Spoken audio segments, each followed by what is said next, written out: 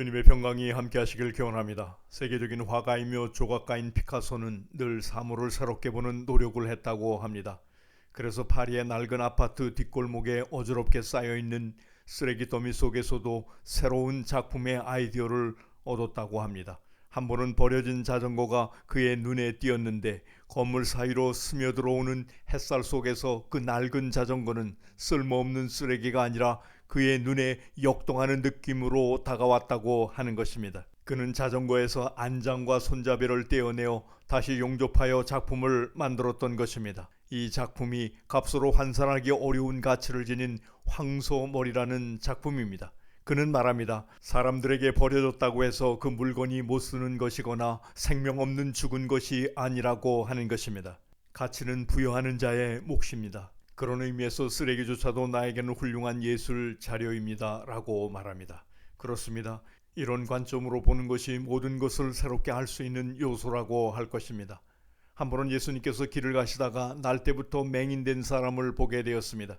그때 제자들이 물었습니다. 이 사람이 맹인으로 태어난 것이 누구의 죄로 인함이니까? 자기입니까? 그의 부모입니까?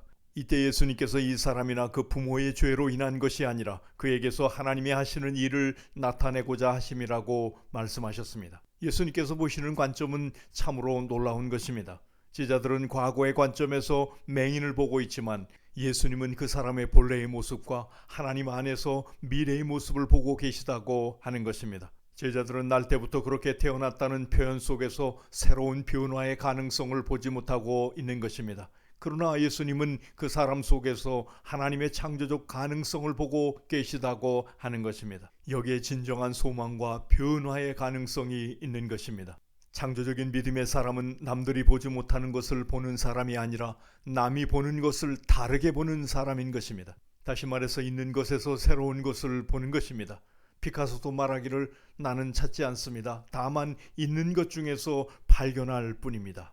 따라서 새로운 창조적 역사를 경험하려면 과거에 묶이지 않는 열린 사고가 있어야 하고 또한 현재에 묶이지 않는 창조적인 자유함이 있어야 하는 것입니다.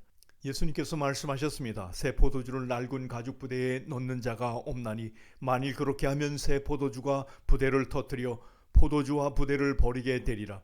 오직 새 포도주는 새 부대에 넣느니라. 그렇습니다. 바라기는 창조주 하나님 안에서 생명력 있는 사랑의 마음과 열린 창조적 사고로 새로운 변화를 경험하시기를 주님의 이름으로 축원합니다.